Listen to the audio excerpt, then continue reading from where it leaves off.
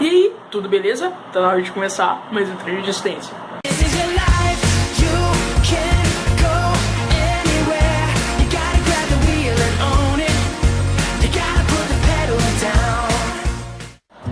Então, resistentes, eu vim aqui hoje para apresentar o meu amigo André Ávila. Ele vai contar um pouquinho da sua história. Vocês já perceberam que temos a nova série do canal que se chama Treino de Resistência na Diversidade, onde eu vou trazer convidados aqui para contar um pouquinho da sua história.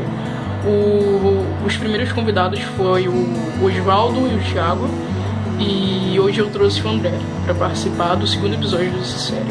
E hoje ele veio contar um pouquinho da sua história. Espero que vocês gostem, e é isso aí. Olá, aqui é o André Ávila do canal Tô Falando, e hoje eu tô aqui no canal do Tyler para ser um convidado para contar um pouco sobre a minha história, para contar um pouco sobre como eu me descobri, como foi todo esse processo, né? Eu tenho 23 anos, eu comecei a notar que tinha alguma coisa diferente comigo na minha infância, que é uma coisa muito louca, né? Porque tem todo esse papo de que nós somos condicionados, de que isso é uma coisa que vem depois, mas valeu, né? Quando eu era criança, eu notava que eu não via muito essa diferença que as pessoas percebiam, de que via na televisão, né, os meninos viam na televisão uma menina bonita, e isso era interessante pra eles, né, e as meninas viam um cara bonito, isso era interessante pra elas. Pra mim não, eu via pessoas, e era isso, sabe, eu via um cara bonito e olha que interessante. Assim, da mesma forma, eu via uma menina bonita, e isso foi uma coisa que era um pouco complicado pra mim entender enquanto criança, mas que com o tempo, né, eu fui entendendo melhor. Claro que não, né, gente? É lógico que não. Quando a gente é criança, a gente tem a mente livre, a gente pensa por si próprio. E com o tempo, né, a gente vai passando os anos, a gente começa a sofrer influências. Essas influências foram me moldando. Não que a minha família, o meu núcleo tenha sido maldoso, eles só não tinham conhecimento sobre as coisas. E aí, a minha família tinha uma peculiaridade muito grande, que eles sempre aceitaram muito bem gays, sempre aceitaram muito bem lésbicas, héteros, obviamente, né? Mas bissexuais, a conversa era um pouco diferente, né? Quando se tratava de bissexuais, a conversa era é safadeza, é indecisão, tá enganando os outros, vai fazer mal pros outros. Não que eles eram cheios de ódio, não, minha família é ótima. Eles têm, assim, uma compreensão muito grande comigo hoje em dia. Mas naquele momento, eles não tinham conhecimento de causa. E aí eu cresci com isso na minha cabeça e acabei absorvendo a postura de hétero, né? Que é o que todo mundo tem, todo mundo acaba vivendo essa postura compulsória de ser hétero. E aí foram passando os anos, até que quando eu tava com 12 anos eu tive meu primeiro namorinho com uma menina que tinha 15 anos. Olha só, gente, que precoce eu, né? E aí a gente teve ali um namorinho de pouquinho tempo, e o resultado disso foram chifres. É lógico, né, gente? O que uma menina de 15 anos, o que eu aos meus 12 anos poderia oferecer pra ela, né? Não que eu esteja justificando o chifre dela, mas ela também era muito nova, então, né, é óbvio que isso daria errado. A gente terminou, né? E isso me afetou de uma forma muito negativa. Aí quando eu tinha 13 anos, né, no final de 2006, eu tinha 12 em 2006, o final de 2006 foi muito conturbado pra mim, de ter que lidar com toda essa questão, né? O começo ali dos sentimentos, é claro que eu não amava ela, eu não gostava, eu era uma criança, mas na minha compreensão era isso que eu sentia. E aí do começo desses sentimentos pra, né, ir passando, pra ir crescendo, a gente passa ali um problema muito grande. E foi muito confuso pra mim ter que lidar com aquilo, ter que lidar com a rejeição, ter que lidar com o fato de não ter sido suficiente pra alguém. Era tudo muito novo pra mim, e isso me desequilibrou bastante. Por culpa desse desequilíbrio, eu comecei a querer experimentar demais na vida, eu comecei a querer conhecer outras coisas, eu comecei a querer ver o mundo. E aí, aos 13 anos, eu dei meu primeiro beijo num garoto, que foi terrível, foi péssimo. Foi péssimo. E porque era uma coisa meio forçada, porque agora nem tanto, mas quando eu era mais novo, eu era muito afeminado, e inclusive sofri muito bullying por causa disso. Então todo mundo meio que me colocava numa postura, olha, você deveria ficar com meninos, olha, você deveria, né, você deveria tentar, vai lá, vai, tenta, né, tenta, segue aí. E até que eu tentei, e foi péssimo, porque foi uma coisa forçada, e o menino era meu amigo. Só que isso me abriu pra eu poder ver que, olha, ok, pode até ser horrível, mas não é algo tão penoso assim. E aí, em festinhas que eu ia, eu comecei aquela coisa de... Aí beijava alguns meninos aqui, beijava algumas meninas, alguns meninos, algumas meninas, e descobri ali que pra mim beijar era ok. Mas ainda assim eu não tinha uma compreensão disso, porque eu tinha absorvido o que tinham me contado. E o que tinham me contado era que era indecisão, que era... todos esses estereótipos de bissexualidade, né? Passado um tempo, quando eu tinha os meus 15 anos... quando eu tinha os meus 15 anos, eu entrei pro teatro amador e lá eu conheci uma outra menina. E por mais que eu ficasse só de vez em quando com meninos, a partir do momento em que eu fiquei afim dela, eu não senti vontade de ficar com mais ninguém. Nem menino, nem menina, nem nada. Porque eu tive a minha primeira paixãozinha. De verdade, né? Não como a outra do primeiro namoro. E aí a gente levou aquilo, ela também gostava de mim, mas eu, autoestima muito baixa, né? Não me deixei envolver. Mas o que eu pensei? Olha, ok, então se eu tenho sentimentos por uma garota, isso quer dizer que eu não gosto de garotos, porque eu nunca tinha criado sentimento por garotos. Atração, sim, né? Por mais que eu não compreendesse assim, mas sentimento eu nunca tinha criado. Foi 1 ano a gente fazendo teatro juntos, nada acontece feijoada. 2º ano fazendo teatro juntos, nada acontece feijoada. Quando foi o 3º ano, ou 4º, 3º, não sei, não me lembro. Mas eu gostava muito dela e a gente tinha até já dado alguns beijos. Eu tava um dia no cursinho, desabafei a situação com uma amiga minha e ela falou: André, sai daqui agora, vai na porta da escola dela e vai conversar com ela. Cara, o que você tá esperando? Você gosta dessa menina, ela gosta de você, vai. Gente, eu acho que eu nunca corri tanto de bicicleta. Nem pensei se eu ia estar fedendo, se eu ia estar pingando suor na hora que eu chegasse perto dela. Fui. Beleza, acabou que a gente namorou. E aí, né, isso me colocou mais uma certeza de que eu era hétero.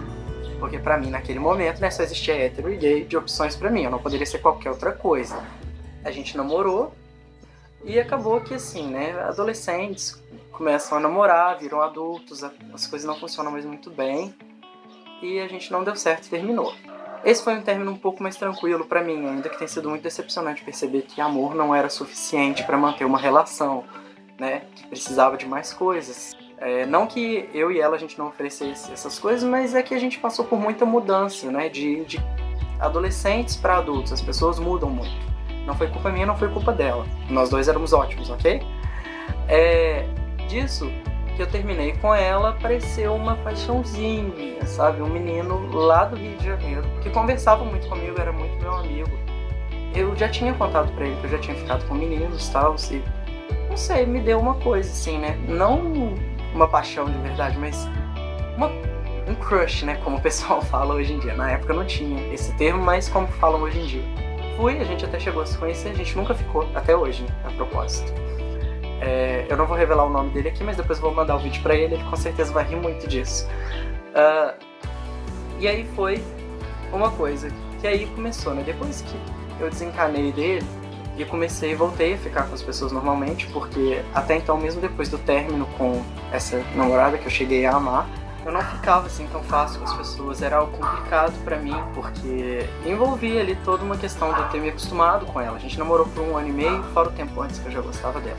Aí eu peguei e comecei. Aí durante um tempo eu ficava só com meninos, e aí eu... Ok, então eu sou gay. E aí eu ficava um tempo só com meninas, e aí eu... Ok, então eu sou hétero. E foi indo isso, gente, por um bom tempo. Até que eu conheci o primeiro bi. Não o primeiro bi que existiu no mundo, né? Óbvio que não, gente.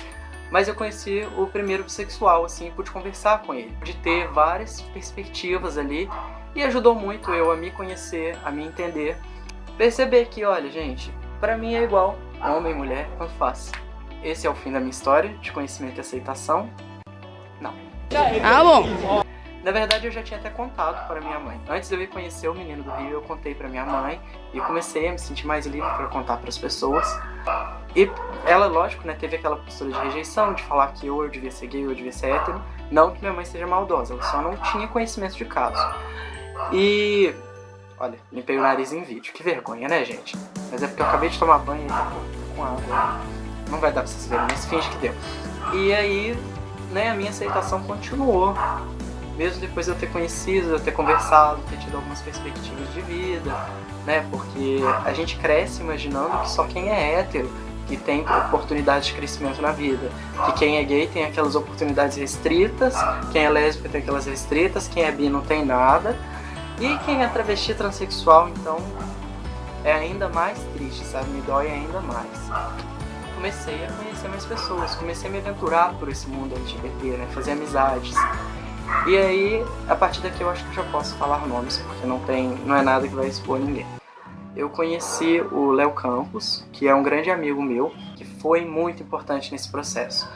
Ele me apresentou mais pessoas do meio LGBT e eu pude ir conversando com as pessoas. Dentre essas pessoas que ele me apresentou o Rafael Sena, que é um amicíssimo meu, eu sou louco por ele, também assim começou pelo Léo. E o Rafa me apresentou uma coisa que eu ainda não conhecia, a pansexualidade. E com isso eu pude explorar um pouco mais, eu pude ver um pouco mais além do que eu já tinha visto. E hoje eu consigo me definir como um homem. Não necessariamente homem, né, gente? Vamos lá. Eu não consigo me encaixar nos padrões masculinos, nos padrões de homens. Então, não me vejo como uma mulher trans, não me vejo como uma travesti, mas eu acho que eu tô ali no campo da não binaridade. Então, eu seria não binário, né? Apesar da minha imagem masculina, apesar das roupas masculinas, eu acho que, né, isso é expressão de gênero e as pessoas precisam entender isso urgentemente. Porque um dos motivos de eu não falar tanto sobre a não binariedade em mim é por isso, é porque as pessoas olham pra mim e leem um homem e continuam lendo independente de qualquer coisa. Ou então, alguns até mesmo que são também não binários, eles falam comigo, por que você não muda um pouco o seu estilo, assim, se adequa um pouco? Eu tô ok, né, gente? Roupa é pano. Roupa é pano, eu me sinto confortável com os panos que eu uso e não tenho dinheiro também pra comprar muitos outros, né? Verdade seja dita. Pansexual, né? Que é a sexualidade. Eu acho que todo mundo que assiste o canal do Tai sabe, né, que o que é.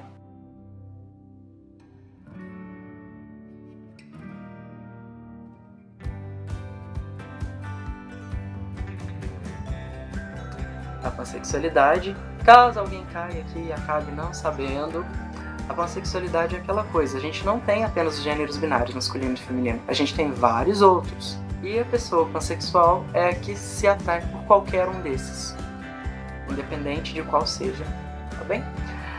Acho que minha história termina por aqui. Fico muito feliz pelo convite, quero agradecer a oportunidade, né, de poder contar um pouco da minha história, de poder participar aqui. Espero ajudar alguma pessoa. Caso alguém queira conversar, tem meu Facebook, André Ávila de Souza, tem a minha página no Facebook, tô falando, que é a página do canal.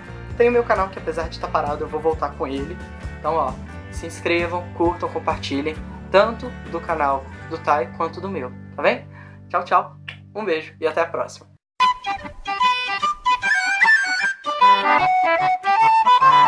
It's the dream.